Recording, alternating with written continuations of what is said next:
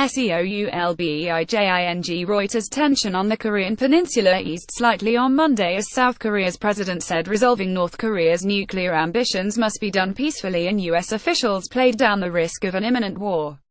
Concern that North Korea is close to achieving its goal of putting the mainland United States within range of a nuclear weapon has underpinned a spike in tension in recent months. U.S. President Donald Trump warned at the weekend that the U.S. military was locked and loaded if North Korea acted unwisely after threatening last week to land missiles near the U.S. Pacific territory of Guam. There must be no more war on the Korean peninsula. Whatever ups and downs we face, the North Korean nuclear situation must be resolved peacefully, South Korean President Moon Jae-in told a regular meeting with senior aides and advisors. I am certain the United States will respond to the current situation calmly and responsibly in a stance that is equal to ours, he said. While backing Trump's tough talk, U.S. officials including National Security Advisor H.R. McMaster played down the risk on Sunday of the rhetoric escalating into conflict. I think we're not closer to war than a week ago, but we are closer to war than we were a decade ago, McMaster told ABC News This Week. U.S. Central Intelligence Agency Director Mike Pompeo said North Korean leader Kim Jong-un might conduct another missile test, but talk of being on the cusp of a nuclear war was overstating the risk. I've seen no intelligence that would indicate that we're in that place today, Pompeo told Fox News Sunday. U.S. Defense Secretary Jim Mattis and Secretary of State Rex Tillerson said in a commentary in The Wall Street Journal the United States was adopting a policy of strategic accountability towards North Korea, and was applying diplomatic and economic pressure to achieve the complete, verifiable and irreversible denuclearization of the Korean peninsula and a dismantling of the regime's ballistic missile programs. While diplomacy is our preferred means of changing North Korea's course of action, it is backed by military options, they said.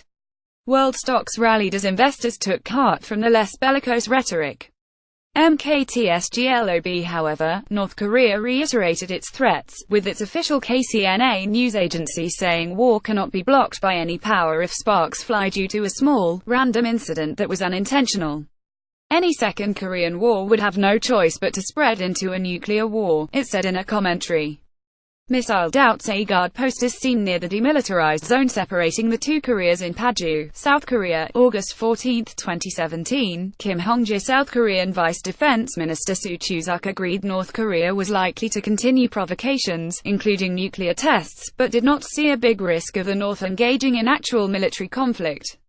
Soo again highlighted doubts about North Korea's claims about its military capability.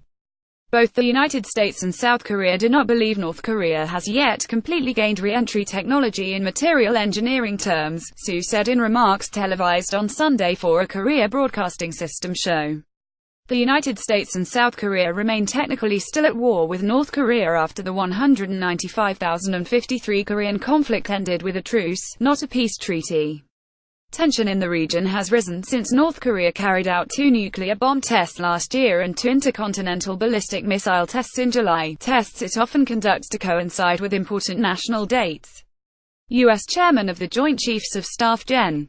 Joseph Dunford talks with South Korean Defense Minister Song Young-moo during their meeting at the Defense Ministry in Seoul, South Korea, August 14, 2017. Kim Hong-gi. Tuesday marks the anniversary of Japan's expulsion from the Korean peninsula, a rare holiday celebrated by both the North and the South.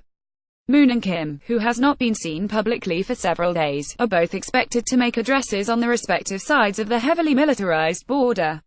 Trump has urged China, the North's main ally and trading partner, to do more to rein in its neighbor, often linking Beijing's efforts to comments around U.S.-China trade. China strenuously rejects linking the two issues. Trump will issue an order later on Monday to determine whether to investigate Chinese trade practices that force U.S. firms operating in China to turn over intellectual property, senior administration officials said on Saturday. Chinese Foreign Ministry spokeswoman Hu Chunying said that Beijing has said many times the essence of China's trade and business ties is mutual benefit and that there is no future in any trade war between China and the United States.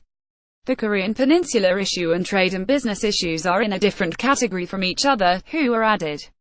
On these two issues, China and the United States should respect each other and increase cooperation.